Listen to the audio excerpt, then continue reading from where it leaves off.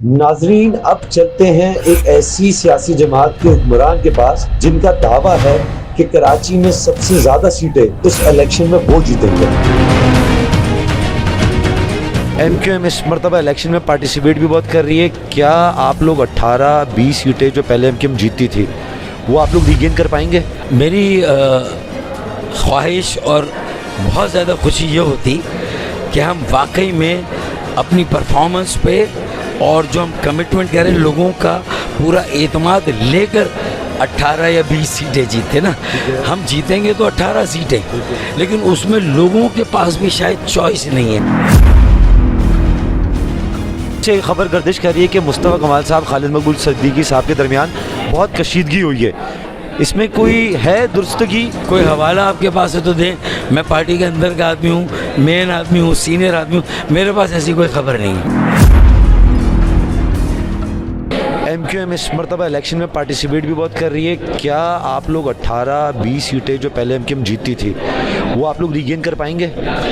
मेरी ख्वाहिश और बहुत ज़्यादा खुशी ये होती कि हम वाकई में अपनी परफॉर्मेंस पे और जो हम कमिटमेंट करें लोगों का पूरा एतमाद लेकर 18 या 20 सीटें जीते ना।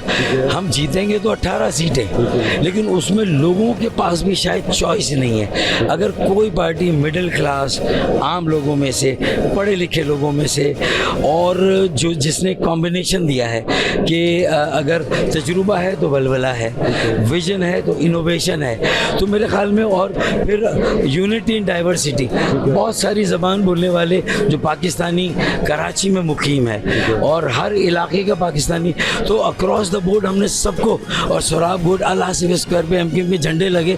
ये मौजूज़े से कम नहीं, ये ट्रांसफॉर्मेशन है, ये एक रिफॉर्म्ड और रीब्रांडेड एमक्यूएम की प्रैक्टिकल शक्ल है। केमाड़ी जैक्सन थाने में वहाँ हुमायूं उस्मान पख्तून अगर वो इलेक्शन लड़ा है, तो ये सारी वो यानी एक तो डाइवर्सिटी में हमने यकजहती इत्तेहाद कायम किया। एक मैं खालिद भाई मुस्तफ़ा भाई मुत्तहिद मुनज़्ज़म और मुतहर्रिक हुए, हमने अपनी खराबी बिगाड़ को हटाया, फिर हमने मरदमशुमारी में निगरानी करके 75 लाख की आबादी लापता बाजियाब कराई, फिर एक कौमी असम्बली की सीट का इजाफा, 3 सूबाई की। तो परफॉर्मेंस भी है, रिफॉर्म्स भी हैं, इस्लाहात भी हम मुसलसल काम कर रहे हैं, और कुछ नए लोगों को, नौजवानों को भी मौका दिया। तो मेरे ख्याल में हमारे पास जैसा कॉम्बिनेशन है ना वो किसी के पास नहीं, लेकिन मेरी ख्वाहिश थी कि हम इससे थोड़ा और बेहतर करते सर। और नौजवानों को एनए की 2 सीटों से खड़े हो रहे हैं, लेकिन इलाका आपका पीआईबी है और आप सुरजानी साउथ से खड़े हो रहे हैं, तो क्या ये आपके साथ गलत नहीं हुआ? नहीं, मेरे ख्याल में मुझसे भी चॉइस ली गई थी, तो मैंने ये महसूस किया पसमानदा इलाका सरजानी है और वहाँ बहुत कम लोग तवज्जो देते हैं। मेरा कुछ रिकॉर्ड थोड़ा सा परफॉर्म करने का, डिलीवर करने का, कि कम अज़ कम पानी के निकासी आपके कुछ मसाइल हम हल कर सकते हैं जो पॉसिबल है। फिर हमें तो लार्जर कराची में देखना है कि अगर 65 करोड़ गैलन पानी K4, ये भी अल्लाह हमें इज़्ज़त दे, एजाज़ दे। K3 मुस्तफ़ा भाई लाए थे 10 करोड़ गैलन, K2 मैं लाया था 10 करोड़ गैलन। ये 65 करोड़ गैलन भी 15 सालों से कोई नहीं लाया, इंशाल्लाह ये भी हम लाएंगे और एमक्यूएम लाएगी। तो उसमें फिर सरजानी का कोटा क्या होगा, DHA का क्या होगा, हमारी सनती इलाकों क्या होगा, ये हम रैशनलाइज। कल से खबर गर्दिश कर रही है कि मुस्तफ़ा कमाल साहब खालिद मकबूल सिद्दीकी साहब के दरमियान बहुत कशीदगी हुई है, इसमें कोई है दुरुस्तगी? कोई हवाला आपके पास है तो दें। मैं पार्टी के अंदर का आदमी हूँ, मेन आदमी हूँ, सीनियर आदमी हूँ, मेरे पास ऐसी कोई खबर नहीं है। सर, आपने तरदीद कर दी, हम यही सुनना चाह रहे थे, तस्दीक तरदीद। सर ये बताएं, एमक्यूएम को सबसे ज़्यादा कराची में टफ टाइम कौन देगा?